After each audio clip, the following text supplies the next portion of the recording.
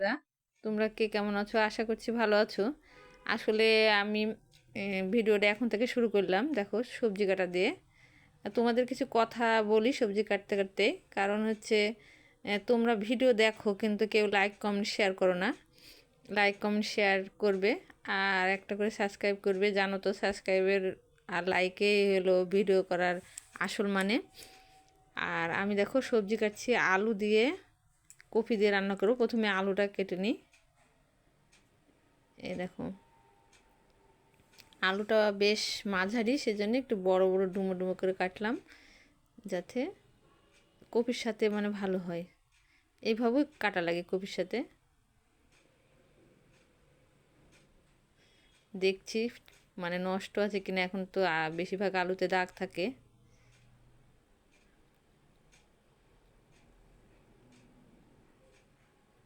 দেখো একটু দাগ আছে, কেটে ফেললাম। তোমরা সবাই ভিডিও দেখে লাইক কমেন্ট শেয়ারটা করবে অবশ্যই, অনুরোধ রইল। আর এই দেখো আমার কাটাগুলা আলু প্রায় শেষের দিকে। আসলে আলু এখন বিনানো লাগে না, একটু হাঁসের পিঠ দিয়ে উঠালে আলুটা উঠে যায়, খোসাটা।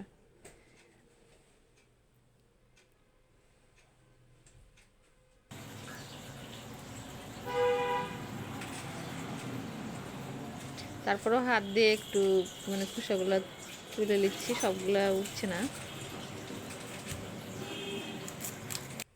এই আলুটা অনেক বড় আছে। আলু কাটা শেষ। দেখো মানে ফুলকপি দেবো, সাথে ফুলকপি আর আলু দিয়ে, নতুন আলু দিয়ে রসা হবে।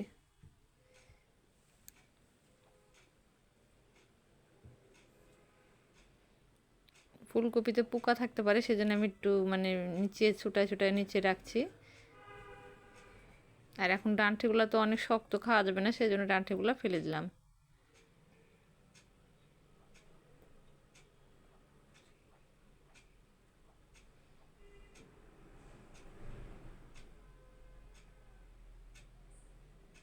নতুন সময়ে ডাঁটিগুলো খাওয়া যায়। ছোট করে দিলাম, যদি সিদ্ধ মানে হতে সুবিধা হবে।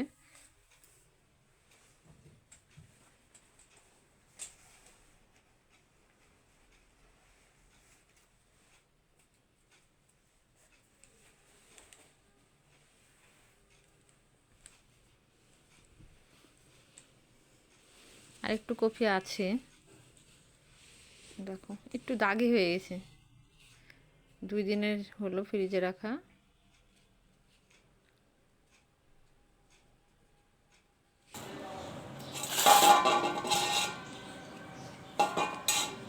দেখো আমার ফুলকপি আলু কাটা শেষ। এবার সিম ভাজা কাটছি। সিম ভাজিগুলা দুই পাশ থেকে একটা আঁশ আছে, আঁশটা ছাড়িয়ে নিচ্ছি।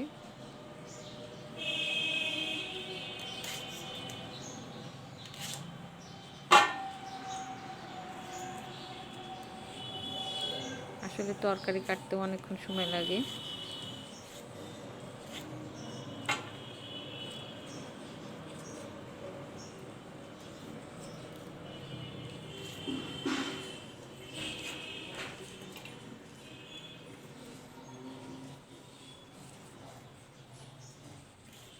আজকে রান্না হবে ডাল, ফুলকপি আলুর রসা আর সিম ভাজা। অলরেডি আমার একটা তরকারি কাটা শেষ, আর একটা সিমটা ভাজা কাটা হলে